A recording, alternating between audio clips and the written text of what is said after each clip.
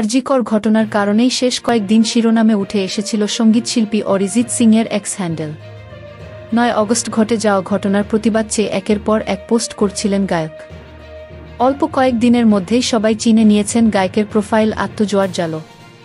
কিন্তু শুক্রবার সন্ধ্যার পর নজরে এল আর এক ঘটনা।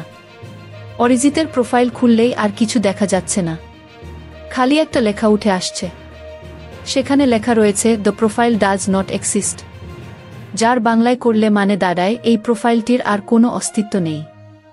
আচমকা কি ঘটল? এমনিতে তার এই প্রোফাইলের কথা খুব বেশি কেউ জানতেন না, তবে এই আরজিকর ঘটনার পরে এক্স হ্যান্ডেলেই একের পর এক টুইট করছিলেন গায়ক।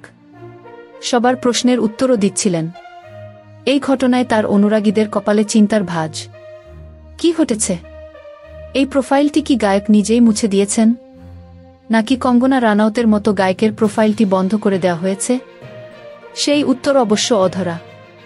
এমনিতে খুব বেশি লাইমলাইট তার পছন্দ নয়, তাই সমাজমাধ্যমের পাতাতেও সেইভাবেই ছিলেন তিনি। না ছিল খুব বেশি ফলোয়ার্স, না ছিল ভেরিফায়েড ব্লুটিক।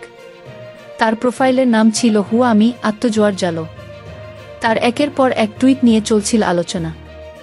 আরজিকর কাণ্ড নিয়ে স্পষ্ট বক্তব্য রেখেছিলেন গায়ক।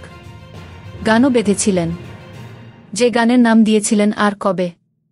এদিন সকালে তৃণমূল মুখপাত্র কুণাল ঘোষ গায়ককে বিধিয়ে লিখেছিলেন, অরিজিৎ সিং অপূর্ব গায়ক, ছেলেটিও ভালো, তিলোত্তমার ন্যায় বিচার চেয়ে গানটি যথাযথ, সমর্থন করি। কিন্তু সমস্যা হল বিবেক জাগে শুধু বাংলায়। মহারাষ্ট্রের বদলাপুর নিয়ে হিন্দিতে গান হয় না, বা সাক্ষী মালিকদের নিয়ে, কারণ ওটা মূল কর্মক্ষেত্র, হিন্দিজগত কাজ, টাকা, কেরিয়ার, তাই চুপ। এরপরেই নিজের এক্স হ্যান্ডেল আত্মজোয়ার জালো থেকে একটি পোস্ট করেন তিনি। তাতে লেখা সেই প্রচলিত বাগধারা, ঠাকুর ঘরে কে, আমি তো কলা খাইনি, কাকে উদ্দেশ্য করলেন তিনি? চোর বলে পরোক্ষে কটাক্ষ করলেন কাকে? উঠেছে প্রশ্ন, যদিও কারো নাম নেননি তিনি। Thank you so much for watching our videos.